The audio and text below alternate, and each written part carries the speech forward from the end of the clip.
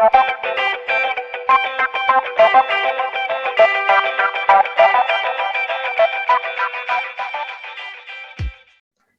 sahabat diaspora, ketemu lagi dengan saya Dini Kusmana Masadio dari Surat Dunia. Hari ini sahabat diaspora, kita akan mengundang sahabat kita yang bernama Miranti Hirschman yang berada di Jerman. Kayaknya mungkin sudah banyak yang kenal ya siapa sih Miranti Hirschman ini. Kalau sering nonton TV salah satu TV swasta di Indonesia itu TV One, pasti sudah tidak asing lagi deh mendengarkan namanya yaitu Miranti Hirschman. Nah kita langsung saja nih, Miranti sudah ada bersama saya langsung dari Jerman. Kita sapa. Halo Miranti. Halo Dini, apa kabar? Alhamdulillah sehat. Miranti sehat, Miranti? Alhamdulillah sehat Dini. Baik, Mir. Sengaja nih kali ini Surat Dunia memilih Miranti ini sebenarnya sudah lama ya pengen wawancara Miranti, tapi karena kesibukan sebagai jurnalis, kita sama-sama jurnalis kita jadi tahu banget bagaimana rasanya sibuk sebagai jurnalis perantauan itu di luar negeri yang mana semuanya dilakukan sendiri ya kan. Nah Mir, untuk orang yang mungkin belum kenal, ingin kenal lebih jauh Miranti, yang sudah kenal tentunya juga ingin tahu lebih jelas lagi tentang Miranti, silakan, mangga sok perkenalkan diri kembali dan di mana sih sebenarnya tinggalnya gitu loh. Silakan. Oke. Halo pemirsa Surat Dunia, apa kabar? Terima kasih sekali saya diberi kesempatan oleh Mbak Dini untuk bisa sharing pengalaman dan sharing cerita. Mudah-mudahan pertanyaan Mbak Dini hari ini nggak susah-susah. Saya Miranti Sucipto Hirschman. Kalau dilihat dari namanya,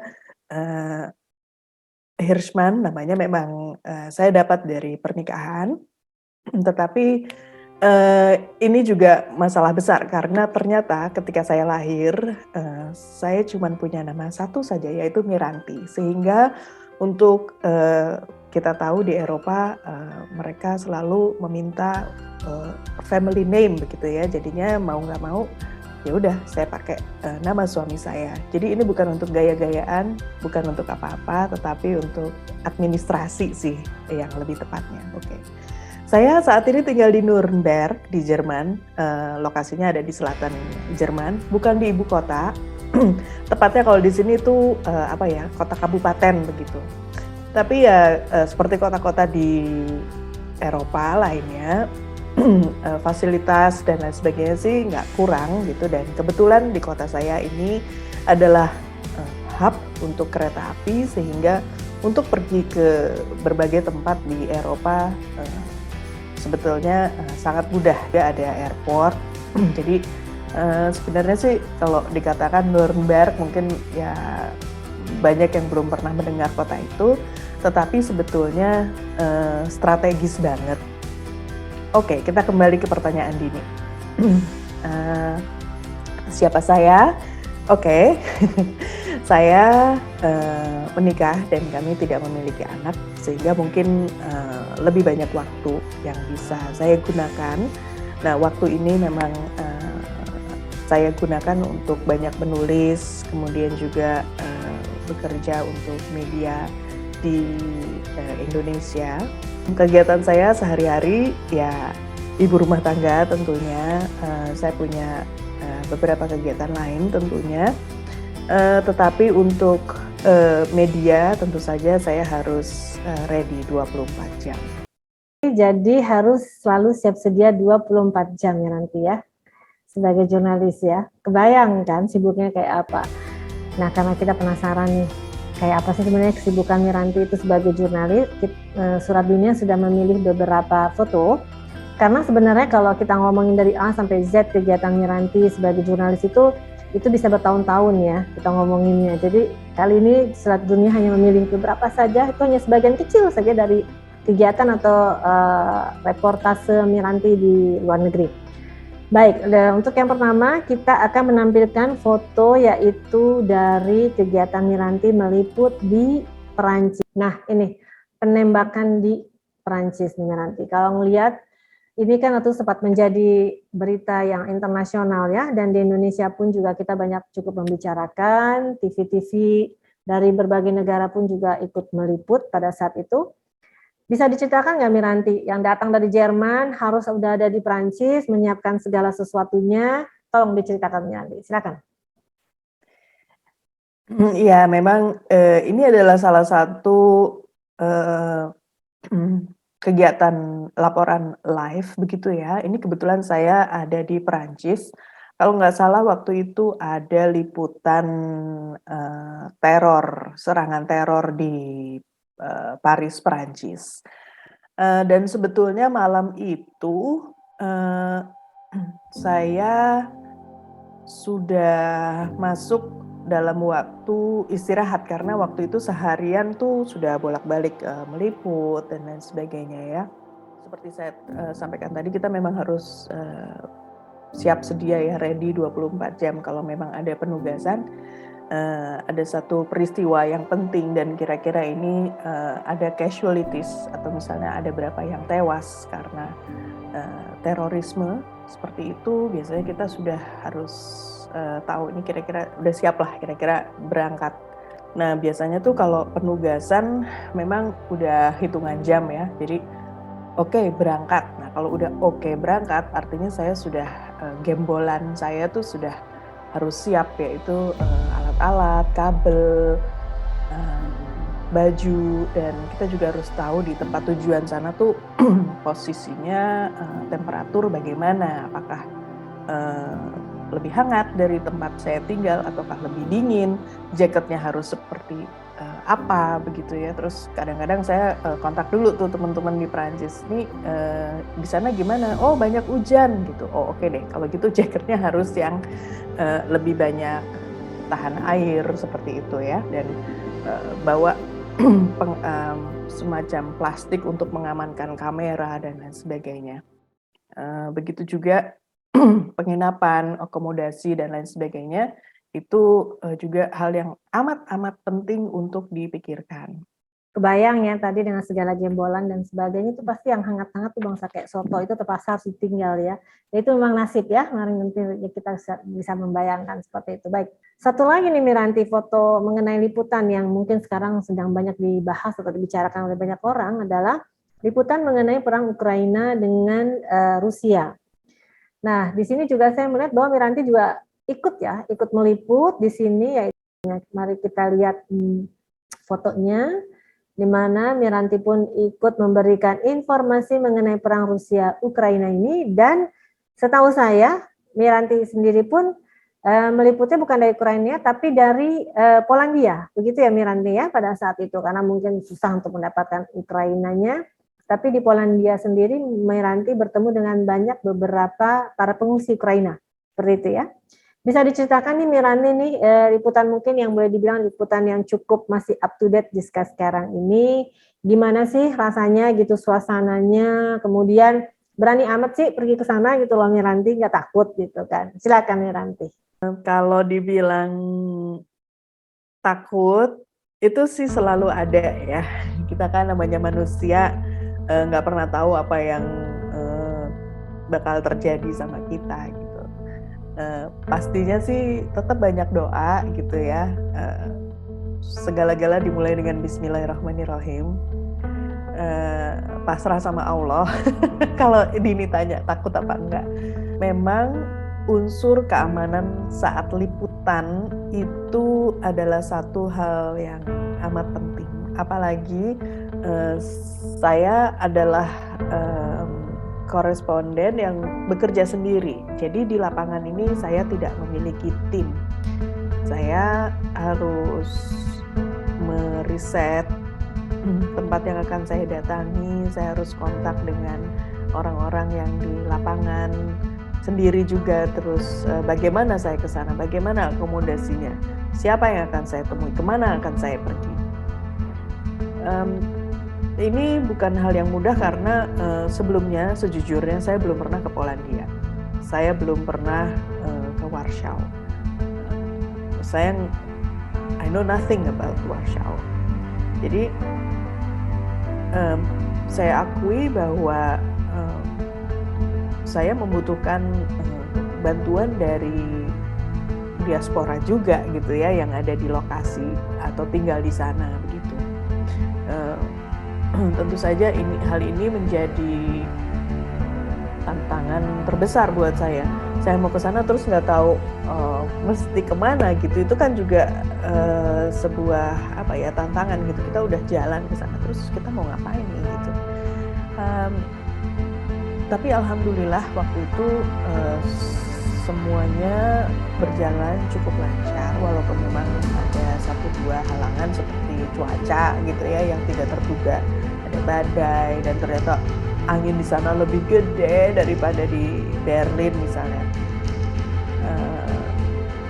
Ya memang riset untuk sebelum perjalanan walaupun dilakukan di sela-sela persiapan itu amat sangat penting. Kemudian juga di situ kalau tadi Dini tanya saya ketemunya gimana dan suasananya bagaimana, saya juga coba gitu ya kepikiran bisa nggak ya saya ke kota terakhir sebelum perbatasan gitu ya.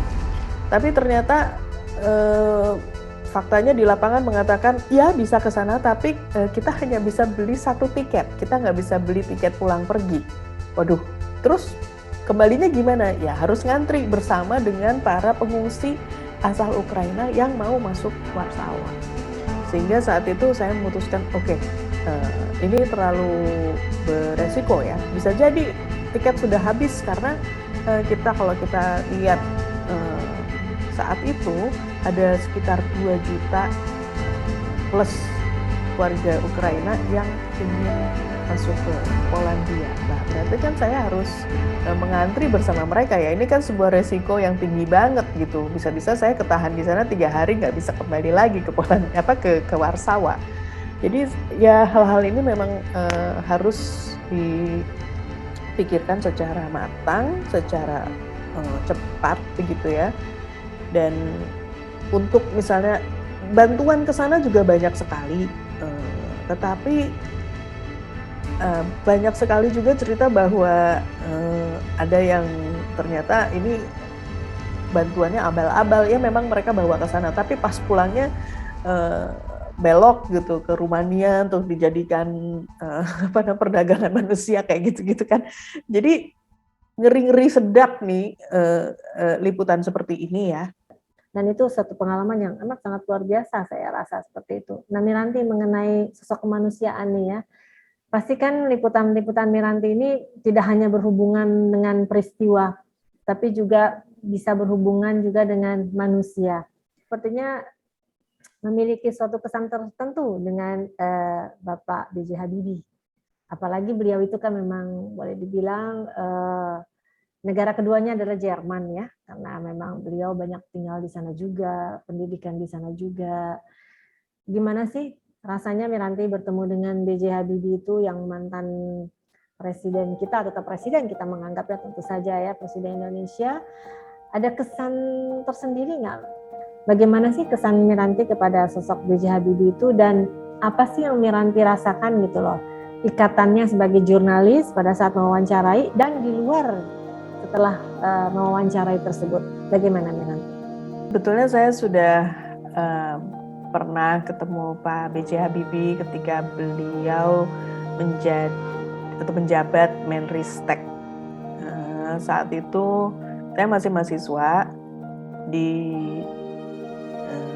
jurusan Desain Produk Industri di Jakarta. Nah, saat itu ada seminar mengenai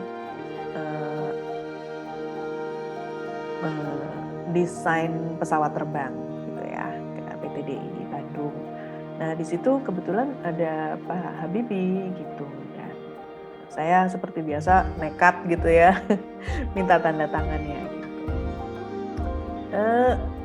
Dengan berjalannya waktu, saya sebetulnya sempat give up gitu ya dengan kuliah saya. Apa saya ganti jurusan aja ya. Tapi lucunya tanda tangannya Pak Habibie ini loh tiap kali yang ada di kayak waktu itu kan ada organizer gitu ya untuk ngatur jadwal PR apa aja gitu ya. Loose leaf gitu tiap tahun diganti, tapi tanda tangannya Pak Habibie terus ada saya simpen di situ. Dan tiap kali ketika saya udah mulai saya give up nih, saya ganti jurusan aja deh gitu. Kayaknya saya nggak mungkin lulus. Tapi selalu kok kebuka tanda tangannya Pak Habibie gitu. Saya pikir apa ya, saya bilang gitu. Apa jangan-jangan ini kayak pesan buat saya, kamu nggak boleh give up gitu. Apalagi kalau tiap kali kita baca biografinya Pak Habibie ya di Jerman, bagaimana susahnya beliau saat itu menuntut ilmu sendirian, sakit gitu ya. Dan saya berpikir, aduh, ada orang atau banyak orang yang sendirian gitu ya di luar negeri nuntut ilmu, jauh dari orang tua, terus mau makanan Indonesia juga susah gitu ya. Saya di Jakarta deket sama orang tua gitu, mau makan ketoprak itu kapan aja bisa gitu ya, mau makan soto kapan aja bisa. Kok saya tidak bersyukur gitu, kadang-kadang gitu. Terus saya pikir, oke, let's start again gitu ya, sehingga itu yang membuat saya akhirnya lulus gitu. Dan saya pikir udah deh lulus aja dulu. Tapi selalu tanda tangannya Pak Habibie itu tidak lepas dari organizer saya itu. Nah, kebetulan saya waktu itu beberapa kali ditugasi oleh majalah tempat saya bekerja. Oke, saya waktu itu sudah ada di Jerman.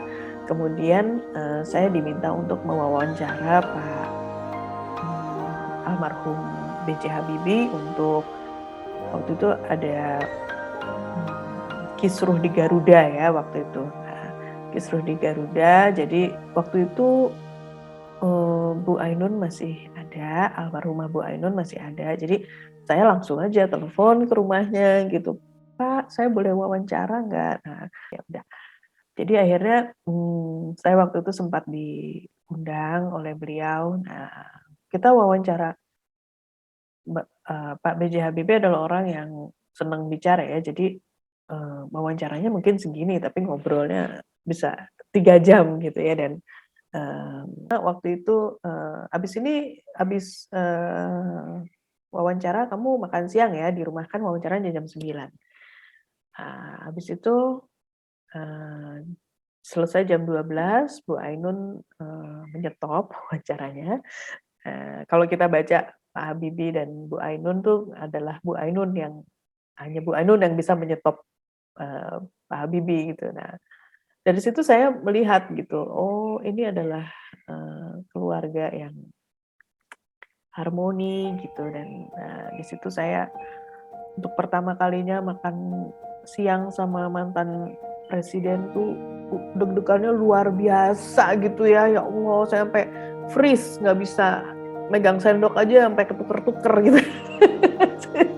Karena itu pengalaman saya pertama kali gitu ya, bertemu dengan mantan presiden, mana lagi beliau sangat dihormati tidak hanya oleh masyarakat Indonesia tetapi juga oleh masyarakat Jerman. Tapi yang ada di meja juga waktu itu sangat sederhana kok, sayur asem kayak gitu ya, ayam goreng, makanan Indonesia banget. Sehingga saya juga bingung ini makan jagungnya gimana ya. Terus Pak Habibie sampai ketawa bilangnya udah ya makan jagung ya dikerokotin aja gitu. Saya bilang aduh gitu ya, saya serba bingung deh waktu itu. Nah, dengan berjalannya waktu akhirnya Bapak dan Ibu sempat juga mengajak makan siang. Terus saya pengen kenalan dengan suaminya Miranti, dan di situ suami saya datang dan saya akhirnya suami saya pun mengatakan, oh ini Pak Habibie mah casingnya aja ya, Indonesia, tapi struktur berpikirnya itu Jerman, dia bilang. Jadi suami saya waktu itu melihat bahwa ini adalah sepasang orang Jerman.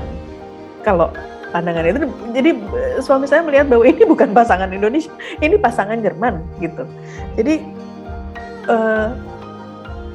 suami saya insight-nya gini, treat them as a German couple gitu. Kamu jangan sering-sering selfie ya gitu misalnya. Ya, ini memang, luar biasa, tapi jangan sering-sering selfie gitu. Apa namanya, kalau mau minta foto ya minta orang, untuk memfotokan kalian, kayak gitu-gitu yang sederhana sih tipsnya. Dengerin, jangan dipotong. Takes a long long time buat saya untuk, eee, mengerti apa namanya, Pak Habibie. It's not an easy topic sebenarnya. Nah, memang tiap kali pertemuan dengan Pak Habibie adalah sesuatu yang istimewa. Kadang-kadang, beliau tuh kan ketika pensiun banyak ada di Indonesia dan separuh tahun ada juga di Jerman. Hubungan ini memang akhirnya jadi hal yang istimewa karena ketika Ibu Ainun meninggal, saya sebetulnya ingin menengok juga, tapi Bapak waktu itu bilang, "Udah Miranti di lobi aja ya, di rumah sakit." Jadi saya di lobi rumah sakit melihat pejabat keluar masuk, tapi saya nggak boleh gitu karena dikhawatirkan saya ngambil gambar. Terus saya pikir, oke, saya nunggu. Tapi, nah ketika Bu Ainun meninggal, karena keluarga juga udah ngelihat saya bolak-balik ya, duduk aja gitu dengan setia di lobi. Laporan ya dari depan rumah sakit aja gitu, saya nggak berani untuk masuk juga gitu. Dan akhirnya mereka mengatakan, oke, ketika Ibu meninggal kamu ke rumah Bapak ya. Dan dari situlah saat itu liputan yang cukup besar juga buat saya adalah pemulangan jenazah almarhumah Ibu Ainun. Nah, memang pertemuan dengan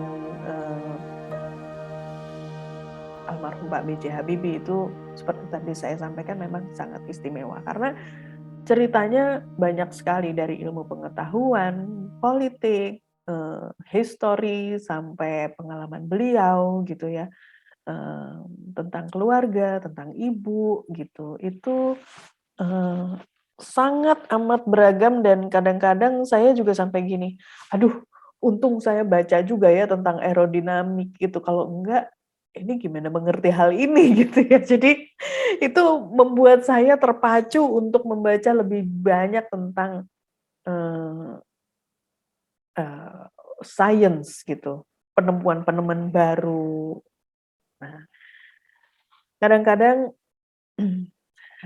saya juga mengajak para mahasiswa gitu ya untuk berkenalan dengan Pak B.J. Habibie, dan ini adalah tahun-tahun terakhir sebelum Bapak meninggal. Saat itu Pak Habibie tuh baru pulang dari fisioterapi. Nah, beliau tuh abis pulang dari fisioterapi tuh nggak mau langsung pulang, tapi pengen jalan-jalan dulu di kota gitu, di kota München. Saat itu saya sebetulnya diminta oleh TV One untuk wawancara Pak Habibie untuk ulang tahun TV One. Tapi saya pikir, masa bolak-balik cuman settingnya cuman duduk aja gitu. Gimana kalau sedikit ada gambar Pak Habibie di kota München gitu. Akhirnya saya juga minta tolong sama di sini ada Disa, ada Praca, mahasiswa di München, untuk ikut dalam proses pengambilan gambar itu. Jadi sedikit gambar lah kita berjalan di tengah kota München, dan Pak Habibie waktu itu bilang, ayo kita makan gitu. Anak-anak ayo kita makan gitu. Udah gitu, jadi ikut makan. Dan Pak Habibie ini kemana-mana selalu bawa kamera. Nah, di sini beliau menunjukkan, loh saya punya kamera baru. Oh, bagus nih Eyang gitu. Terus kita akhirnya jadi nguplek kameranya gitu. Karena beliau, ini gimana ya, kok ini nggak bisa, oh ini biasanya gini nih, biasanya gini. Padahal beliau yang lebih tahu kamera itu, tapi karena kita sangat excited dengan kamera yang keren ini, mahal banget pastinya. Tapi beliau oke aja gitu. Karena melihat bahwa kita, saya dan Praca nih juga punya hobi motret. Praca bawa kamera sendiri, saya juga bawa kamera sendiri. Sehingga kita seperti kayak, fotografi klub yang lagi membahas kamera baru saat ini. Beliau orangnya sangat, terbuka untuk berkenalan dengan orang baru, terutama, mahasiswa-mahasiswa yang, bergerak di bidang sains gitu ya. Jadi, beliau sangat senang bertemu dengan kedua ini dan it was a very lively afternoon gitu ya. Kita, bincang-bincang dengan, apa yang mereka pelajari gitu. Dan diskusi itu tentang apa aja dan, kadang-kadang saya berpikir kayak gini, ini saya wartawan apa saya apa apa ya, jadi kayak kayak ya WNI yang lagi besuk Pak Habibie gitu ya. Jadi kadang-kadang saya harus, jaga diri banget gitu, jangan sampai ini cross gitu ya. Tapi memang ada waktunya, oke saya, ini saatnya wawancara dengan beliau. Nah, tadi seperti gambar yang Dini tunjukkan, itu setelah itu kami ke rumah beliau, beliau udah capek sebetulnya, tapi saya tanya, "Apakah ini perlu saya balik lagi besok?" "Oh nggak bisa, oh, jadwalnya udah penuh," gitu. "Oke, kita lanjutkan aja." Pertanyaannya sih nggak banyak, terutama waktu itu mengenai hoax, ya, bagaimana kita harus waspada terhadap hoax dan saat itu Pak Habibie selalu bilang, "Pokoknya," eee, bukan pokoknya, tapi ilmu pengetahuan dan media itu punya kesamaan, yaitu kita harus cek, kita harus cek and recheck and recheck. Memang saat ini, banyak sekali ya kejadian seperti itu, hoax tersebar, uncontrollable dan, kadang-kadang kita tidak menyadari bahwa kita termakan oleh hoax-hoax itu. Tetapi satu hal yang selalu Pak Habibie, pesankan pada, awak media, yaitu sekali lagi, untuk mendapatkan berita yang baik kita harus check and recheck. Jadi tidak bisa hanya mendapatkan informasi dari satu sumber atau satu sisi, tapi sebaiknya ada, kita dapatkan cross check, cross examine bahwa, berita itu benar adanya. Itu berlaku untuk berita kecil, berita menengah, berita besar, semuanya harus dicek. Banyak banget dapat ilmu tadi ya dari Pak Habibie itu ya, selain mungkin ilmu sisi kemanusiaan, juga ilmu pengalaman dan sebagainya ya. Kalau dari cerita Miranti itu, Pak Habibie sepertinya memang tidak berubah ya, dari dulu sosok yang humble. Di sini saya ingin membahas yaitu mengenai suka duka Miranti sebagai jurnalis. Karena saya rasa suka duka kita sebagai jurnalis pada saat awal kita tinggal di luar negeri dengan sekarang itu pasti bukan sesuatu yang sama. Dan cara kita menangani suatu duka pun pasti sudah tidak sama lagi. Mungkin di sini ada gambar yang kita tampilkan, yaitu pertama adalah di sini kita dibantu ya para sahabat Surat Dunia oleh sahabat kita yaitu TLV yang akan men-share kembali foto. Foto yang akan di-share adalah Miranti sedang mengeringkan kameranya. Nah, ini gimana nih Miranti? Salah nih, mestinya rambut kan yang dikeringkan bukan kamera. Bisa diceritakan nih? Iya, jadi ini adalah liputan, pemilu Jerman. Ya, pemilu Jerman saat itu Angela Merkel terpilih untuk terakhir kalinya sebagai kanselir Jerman ya. Tapi satu hal yang kurang saya perhitungkan adalah, bahwa hari itu hujan gitu. Nah ini pagi saya habis, liputan maraton, tetapi yang saya tidak pertimbangkan adalah hujan.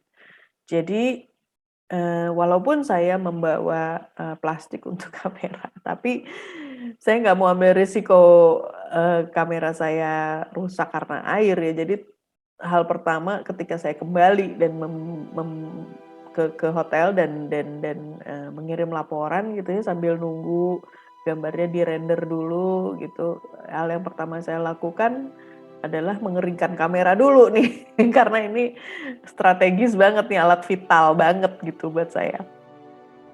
Dan ini adalah penting banget, bahkan kadang-kadang untuk perjalanan saya sebetulnya selalu bawa ini hair dryer. Pertama untuk kamera atau handphone yang kehujanan, kedua baru untuk rambut. Kalau rambut bisa kering, tapi kalau kamera, waduh, itu vital banget.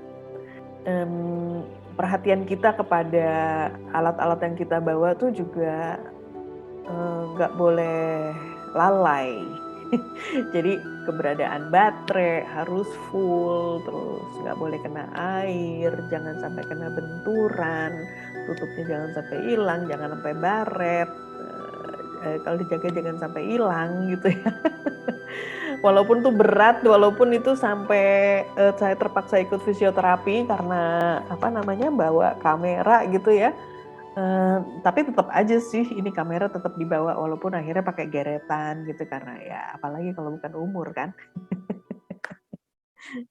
Gitu Din. Ya itu sih yang paling sedih tuh kalau misalnya udah di tempat terus ternyata baterai habis gitu. Itu betul-betul itu adalah kesalahan kita. Jadi untuk urusan kabel, untuk urusan baterai sebelum berangkat tuh benar-benar itu lebih penting daripada misalnya lupa bawa sikat gigi gitu.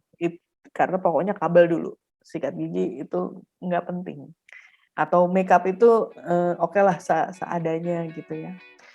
Seperti saya sampaikan tadi sebagai kontributor televisi di luar negeri untuk media Indonesia, kita nggak punya tim, kita harus semua mengerjakannya sendiri, Din. Dini juga tahu mungkin. Jadi belum lagi materinya apa, tempatnya gimana, akomodasinya gimana, kesananya gimana.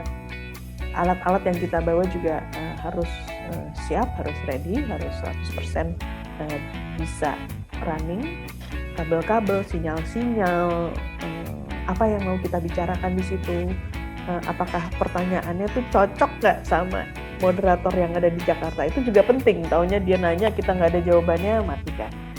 Atau misalnya jangan tanya itu dulu, ini masih ada progres gitu ya. Atau terakhir yaitu makeup sendiri juga. Jadi walaupun apapun peristiwanya ya makeup harus ada lah gitu, walaupun sedikit gitu. Jadi memang makeup cepet gitu ya, itu juga saya pelajari juga gitu di kereta gimana. Kadang-kadang misalnya kereta jam 4:30 gitu ya, tapi misalnya jam 7 udah harus live gitu pulang, jadi turun terus live. Itu kan muka masih bengkak gitu ya, udah deh nanti aja makeupnya di kereta gitu. Karena baru bangun tidur udah langsung ke stasiun misalnya. Tapi ya dengan goyang-goyang gitu, tapi harus bisa bikin alis misalnya. Nah, kalau menurut Miranti sendiri dengan pengalaman ya selama berada di luar negeri itu, bekal apa sih sebenarnya harus kita punya? Dan mungkin sebagai publik, apa sih harus kita bisa lakukan saring sebuah berita itu? Gimana Miranti? Silakan. Ya memang saat ini kita nggak bisa hindari kehadiran para influencer, kehadiran para blogger, vlogger gitu ya. Terus ada juga citizen journalism. Citizen journalist. Nah, saya tidak underestimate keberadaan mereka gitu. Tetapi sayangnya itu sih mereka bebas-bebas aja untuk mengekspresikan apa yang ingin mereka sampaikan gitu. Tetapi karena ini bukan journalism, jadi apa yang mereka sampaikan ya suka-suka mereka. Kalau mereka lebih fokus dengan uh, wajah mereka untuk saat berbicara, atau misalnya topik yang mereka mungkin ingin ceritakan gitu, atau objek yang ingin mereka ceritakan, itu sah-sah aja sih, sah aja. Dan misalnya mereka nggak ngomong apa-apa juga nggak apa-apa gitu, karena itu opini pribadi. Menurut saya itu banyak urusannya opini pribadi. Apa yang mereka lihat itu yang mereka ceritakan. Itu juga laporan pandangan mata, is okay. Tetapi bedanya dengan journalism, kalau saya tetap memegang teguh yang namanya prinsip dasar dari jurnalistik, yaitu 5W1H. Kadang-kadang kita juga harus pertama menghindari opini pribadi gitu kan. Kecuali memang kita ingin menulis opini, nah itu baru oke. Tetapi ketika kita menulis berita itu kan 5W1H ini yang dikedepankan, apa yang ingin kita sampaikan. Dan itu yang pertama, menghindari dari opini pribadi. Dan kedua adalah check and recheck. Jadi kita sekali lagi tidak bisa hanya berdasarkan informasi dari satu pihak, tetapi kita harus cross check. Benar nggak ini seperti itu? Memang citizen journalism ini sekarang banyak didukung oleh media-media mainstream ya, untuk mengajak para diaspora, mengajak orang-orang yang tertarik untuk menulis, untuk aktif gitu. Dan mereka yang bagus juga akhirnya direkrut untuk menulis lebih banyak lagi. Sebetulnya ini juga sebetulnya awalnya ketika saya memulai karir saya di jurnalistik ini, itu adalah tadinya sebenarnya sebagai citizen jurnalis, karena awalnya saya nulis tentang perjalanan gitu ya, tetapi bedanya saya dibimbing oleh kakak-kakak saya di majalah berita tempat saya bekerja, yaitu majalah Gatra. Saat itu saya dibimbing untuk ditunjukkan bagaimana menulis dengan struktur yang lebih baik gitu ya. Mereka mengedit tulisan saya, pokoknya diedit banget gitu ya. Sampai saya pikir kayaknya saya nggak begini bagus kok nulisnya gitu ya pada awal-awalnya. Cuman akhirnya saya belajar, oke, berarti ini ada struktur yang bekerja di sini gitu. Saya juga saat itu pelajari secara mandiri.